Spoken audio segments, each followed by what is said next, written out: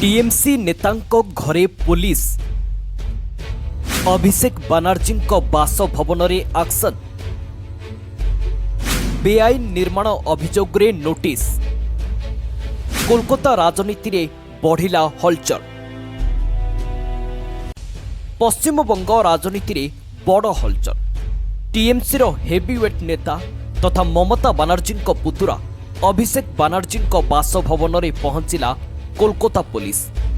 हठात police team पहुंचवा परी राजनैतिक महल रे चर्चा जोर धरिछि। काहेकि अभिषेक घर को गला पुलिस कौन रही यह पछर कारण एबे एही प्रश्न को नहीं चर्चा तेजिछि। सूचना अनुसार कोलकाता म्युनिसिपालिटी कॉर्पोरेशन बा केएमसी पक्षरु पूर्वरु जारी होइतिबा एक नोटिस को केंद्र करी एही पदक्षेप निया जाइछि। अभिषेक बानर्जी घरर किछि अंशरे बेआईन निर्माण होइथिबा नै अभियोग उठिथिला। एहा परे म्युनिसिपल कॉर्पोरेशन पक्षरु नोटिस जारी करा जाइथिला। सबुठु बड़ कथा हेउछि एही नोटिस परे 7 दिनर समय दिया जाइथिला आउ आज सेही समय सीमा शेष होइछि। ठीक एहा परे ही पुलिस रो एंट्री राजनीतिक चर्चा को आहुरी तेज कर दिएछि। अभिषेक बानर्जी केवल टीएमसी रो जड़े बड़ नेता नुहंती, से दलर अन्यतम प्रभावशाली चेहरा। पश्चिमबंग राजनीति रे तांको प्रभाव को नहीं सबुबेले चर्चा रही थाए। आउ एभली समय रे तांको बासभवन को पुलिस जीवा घटना एबे राज्य राजनीति रे नुआ वितर्क सृष्टि करिछि। तेबे बेआईन निर्माण अभियोग केते सत, नोटिस परे कौन पदक्षेप नियागला, आगोकू आउ कौन एक्शन हेबो, एहाकु नै एबे समस्तंक नजर कोलकाता उपरे।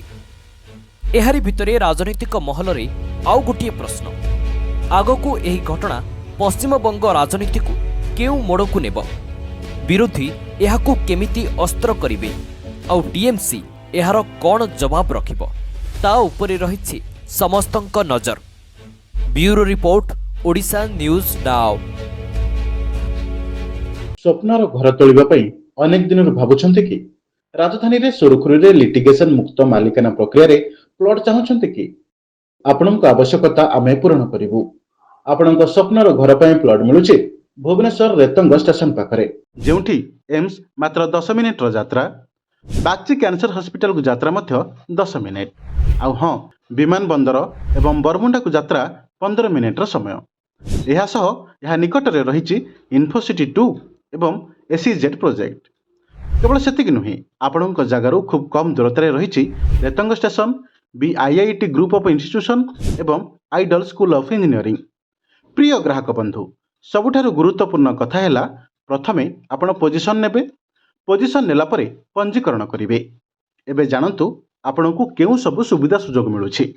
30 फुट लंबर मेन एवं सर्विस रोड, डिमार्केटेड एवं विजिबिलिटी प्लॉट, तुरंत निर्माण योग्य प्लॉट, विद्युत सरबराह एवं अन्यान्य आनुषंगिक सुविधा उपलब्ध। प्रिय ग्राहक बंधु, आज ही मात्र 1400 टंका स्क्वायर फुट रे निज स्वप्नर जगह भुवनेश्वर रे निज नाम रे करंतु।